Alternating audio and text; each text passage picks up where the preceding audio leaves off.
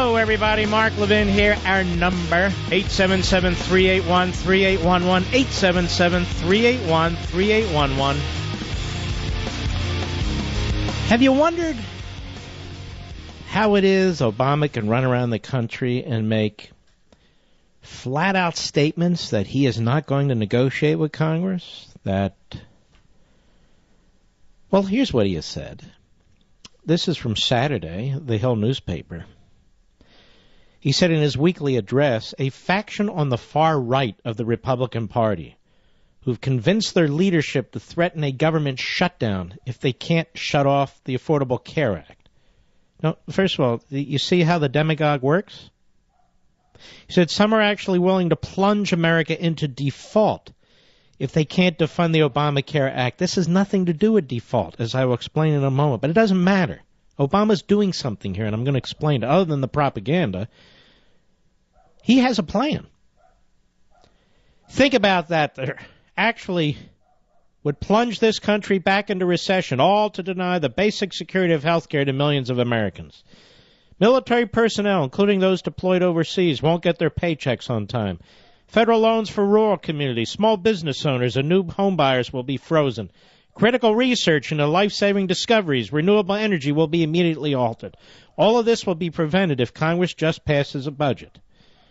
And he said lawmakers need to raise the debt ceiling to pay America's bills. If this Congress doesn't do it within the next few weeks, the United States will default on its obligations and put our entire economy at risk.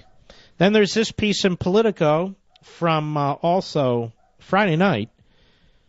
The president telephoned Speaker Boehner and told him again that the full faith and credit of the United States should not and will not be subject to negotiation. The president reiterated that it is the constitutional responsibility of the U.S. Congress to pass the nation's budget and pay the nation's bills.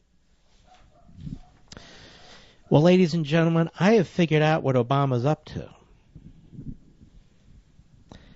I have figured out what he's up to. If a bill manages to get to the president that in some form or some way defunds Obamacare or some aspect of it, Obama, of course, will veto it. But he will do more than that. And I was the first to explain this a couple of years ago when the debt ceiling issue came up then. Do you know what Obama intends to do if he has to do it, in his view? Violate the Constitution and unilaterally increase the debt ceiling, which would be a brazen, impeachable offense.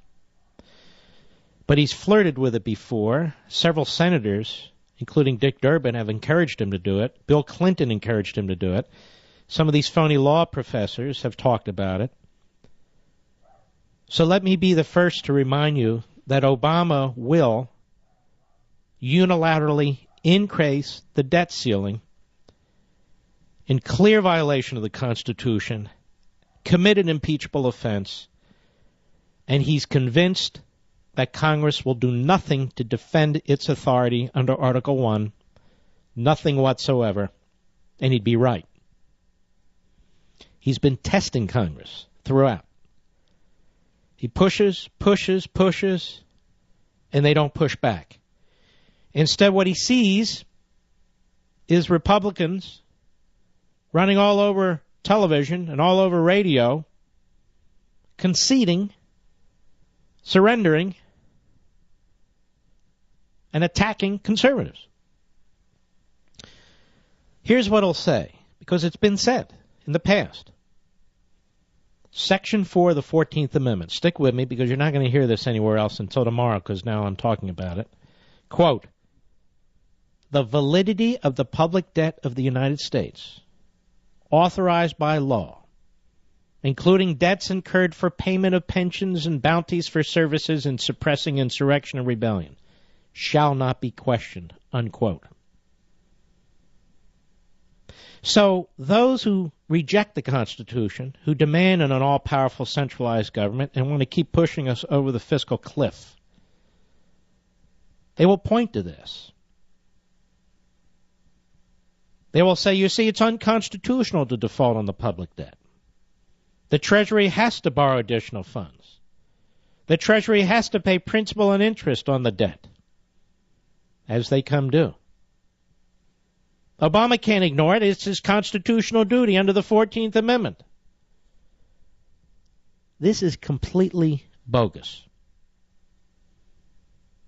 As former circuit judge, former professor, and Hoover Institution expert Michael McConnell points out, legislative control over incurring new debt, and that's what we're talking about, is a fundamental aspect of separation of powers going back to Parliament's curtailment of the royal prerogative of borrowing in the wake of the Glorious Revolution of 1688. Our Constitution, Article 1, Section 8, Clause 2, empowers Congress, and only Congress, quote, to borrow money on the credit of the United States, unquote.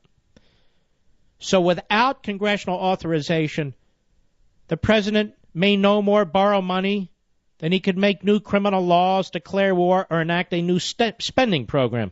The debt ceiling, listen please, is simply the limit Congress has imposed on how much the country may borrow. The executive branch cannot constitutionally borrow a dime in excess of the amount set by Congress.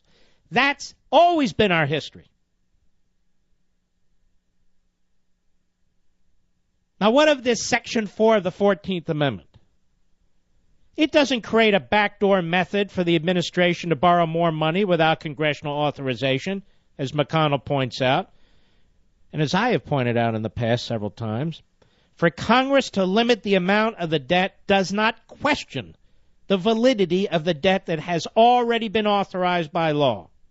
At most, it means that paying the public debts and pension obligations of the United States as they become due has priority over all other spending. Each month, the Treasury takes in close to $200 billion in new revenues. That's more than sufficient to pay principal and interest when due, as well as pension obligations. So we're not going to default. There's no way to default unless the President of the United States withholds payment on interest and principal. But the funds are available to pay principal and interest, so we're not going to default. But Obama wants to keep saying we're going to default. He wants to keep saying it's going to push us into recession. He wants to keep saying it's the Republicans who are shutting down the government. Because Obama, if pushed, if he gets a bill that he vetoes, Obama wants to unilaterally raise the debt ceiling, unilaterally grant to himself the power the Constitution grants to Congress under Article 1 to spend and to borrow. That's what he's up to. He's running around the country using this rhetoric, this damning rhetoric, to lay the foundation for the most brazen, unconstitutional act ever of any president of the United States. The act of a dictator. McConnell points out if we reach the debt limit, the Treasury will be compelled to reduce spending other than payments on the public debt and pensions to bring current expenditures in line with current receipts, just as a family has to do when it's maxed out on its credit card. And the real effect of Section 4 of the 14th Amendment is almost the opposite of what Obama and his supporters believe. Section 4 puts the onus on the president to reduce spending in order to avoid default on the debt and to pay the interest and principal.